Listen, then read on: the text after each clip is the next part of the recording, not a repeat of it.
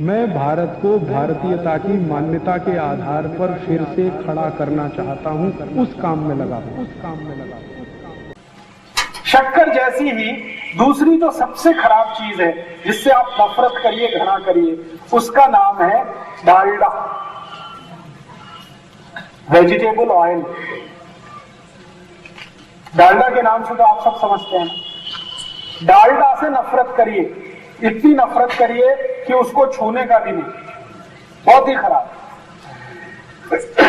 ये दो चीजें, शुगर माने चीनी और डालडा, अगर आपके स्वयं पाक घर से निकल जाएं तो 148 बीमारियां जिंदगी में कभी नहीं आए। तो आप बोलेंगे जी डालडा की जगह क्या उपयोग करें? तेल वापरिए। और तेल कौन सा? जैसे शेंगा का, मूंगफली का तेल, तिल का तेल।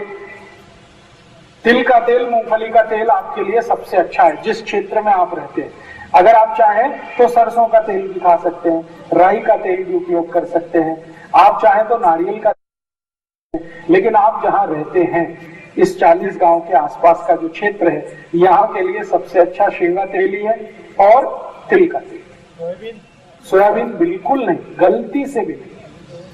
अच्छा, मैं आपसे एक प्रश्न पूछ लूं, भगवान को पूजा करते हैं तो उसमें बहुत सारी दाल रखते हैं, पूजा में रखते हैं। तुअर की दाल रखते हैं, मूंग की दाल रखते हैं, मसूर की दाल रखते हैं, सोयाबीन की रखते हैं। भगवान को पूजा करते समय कभी सोयाबीन की दाल रखी देखिए? क्यों? सोयाबीन भी दाल है। चने की दाल रखते हैं, मूंग की दाल रखते हैं, उड़द की दाल रखते हैं, तुअर की दाल रखते हैं, मोठ की दाल रखते हैं। सोयाबीन की दाल कभी देखिए भगवान के सामने रखी हुई पूजा करने की? नहीं। जो भगवान को अर्पण नहीं कर सकते वो आप कैसे खा सकते? सोयाबीन की गलती से भी ना दाल खाइए ना तेल खाइए। हाँ, तो समझ लीजिए बीमारियां भी सबसे ज्यादा उसी के कारण। ये जो सोयाबीन है, दाल के रूप में या तेल के रूप में, ये शरीर को कभी भी हजम नहीं होता।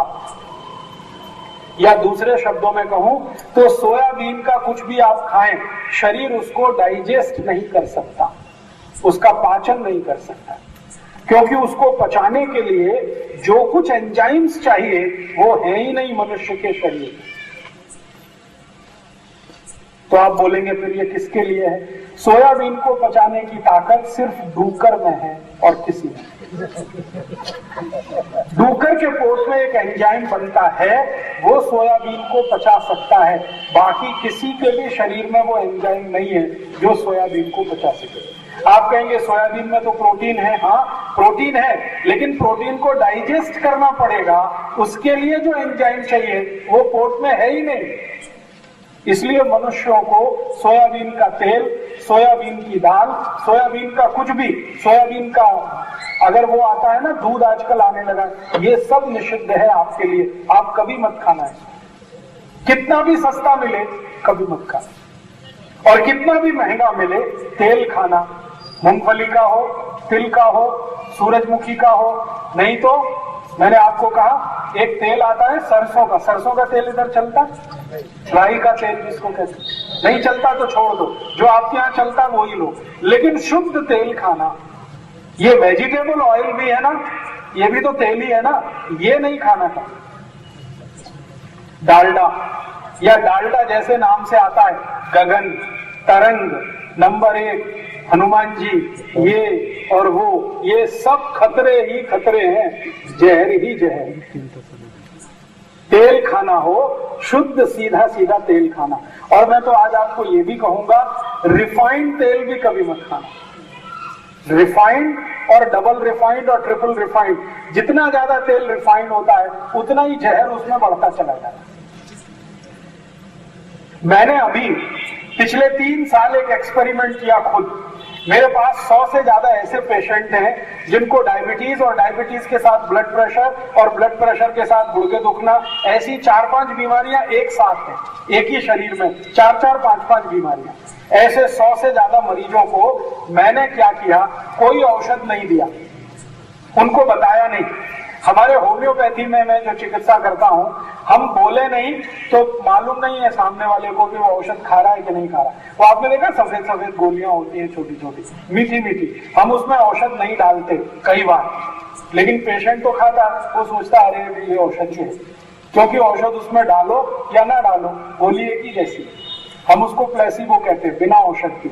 तो मैंने 100 से ज्यादा पेशेंट को कहा कि तुमको तो यही खाना है, तो उनको लगा कि ये औषध है। और मैंने पथ्य में उनको कहा कि चीनी बंद, आज से शुगर बंद, गुड़ खाओ, जितना खाना है गुड़ खाओ, जितना खाना है काकवी खाओ, और वेजिटेबल ऑयल नहीं खाएंगे, डालडा नहीं खाएंगे, अमृत घी नहीं खाएंगे, कोई नहीं, और डबल रिफाइंड नहीं, ट्रिपल रिफाइंड नहीं, शुद्ध घानी का निकला हुआ तेल और शुद्ध गुड़, ये 2 चीजें उनके जीवन में लाई और 2 चीजें हटाई। आपको सुन के आश्चर्य होगा, 8 महीने से मैं उनके ऊपर ये प्रयोग कर रहा हूं, एक एक की बीमारी ठीक हो रही है। डायबिटीज उनकी नॉर्मल हो रही है, अर्थराइटिस बिना दवा दिए ठीक हो रही है, अनिद्रा की बीमारी बिल्कुल ठीक हो गई है, गैस बनना बिल्कुल बंद हो गई है, एसिडिटी बिल्कुल चली गई है, मोटापा कम हो रहा है, सब बीमारियां बिना औषध ठीक हो रही।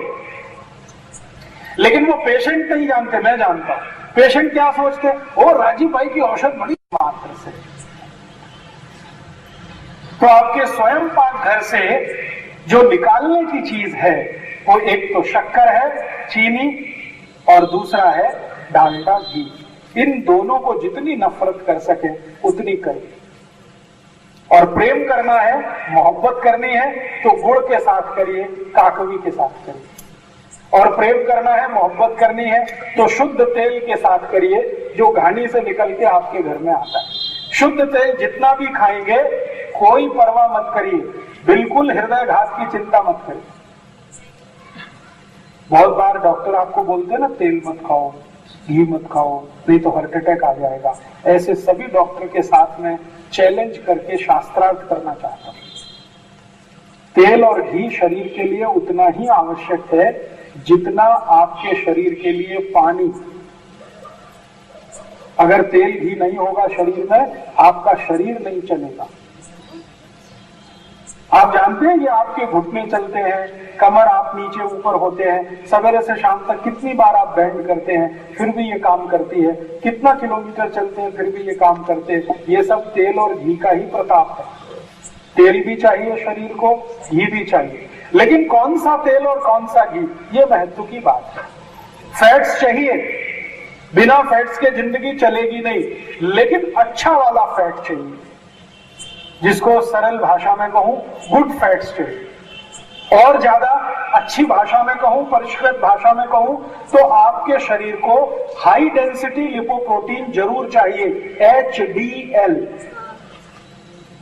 और जो नहीं चाहिए वो LDL और VLDL, very low density lipoprotein, ये भी फैट का एक स्वरूप है, और LDL लो डेंसिटी लिपोप्रोटीन, ये भी फैट का एक स्वरूप है। तो LDL VLDL तो नहीं चाहिए, HDL चाहिए, बिना उसके शरीर चलेगा नहीं।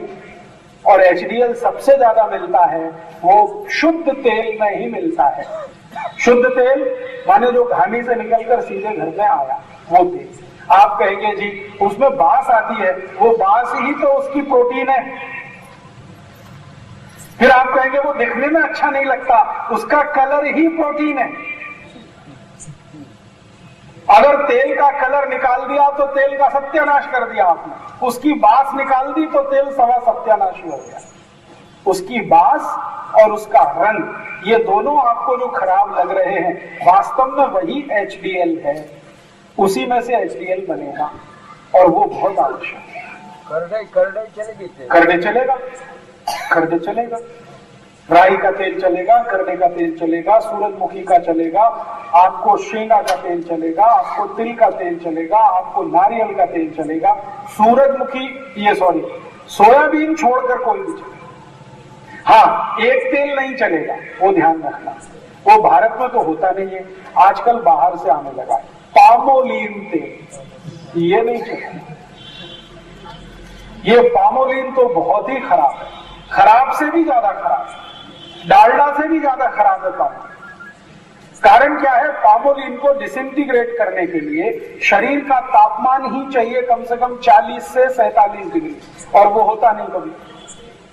बुखार आने पे ही होता है वो तो। इसका माने स्वस्थ आदमी को पामोलिन तेल कभी भी डाइजेस्ट नहीं होता। तो अब आप एक जिंदगी का नियम बना लीजिए, किसी भी होटल में खाना खाने जाएं, वैसे तो ना जाएं तो बहुत अच्छा है, लेकिन खाना खाने जाएं तो सबसे पहला सवाल पूछिए किस तेल में खाना बनाया, तो कहेगा डालडा में, तो नमस्ते जी नहीं खाते। तो फिर कहेगा नहीं जी मैंने तो पामोलिन में बनाया, तो डबल नमस्ते, और भी नहीं खाते। तो फिर कहेगा मैंने रिफाइंड में बनाया है, डबल रिफाइंड में, तो और 3 नमस्ते। तो फिर कहेगा फिर कौन सा खाना आप खाते हो, तो उससे पूछो करडी के तेल में बनाया, शेंगा के तेल में बनाया, तिल के तेल में बनाया, राई के तेल में बनाया, तो खाएंगे। ये पामोलिन के तेल में नहीं खाएंगे, डबल रिफाइंड में तो गलती से भी नहीं खाएंगे। आप अगर फरसान भी खरीदते हैं ना बाजार से, उससे भी पूछ लीजिए कौन से तेल में बनाया, तो ये पूछ कर ही खरीदिए। और अगर आपको ज्यादा चिटचिट झंझट लगता है तो घर में खुद बना लीजिए, फरसान बाजार से क्या लाना, उतना तो हम कर ही सकते हैं। दोस्तों सबसे पहले तो चैनल सब्सक्राइब करें, फिर लाइक, कमेंट और शेयर करें, और हाँ, हमारा एंड्रॉयड ऐप डाउनलोड करना ना भूलें।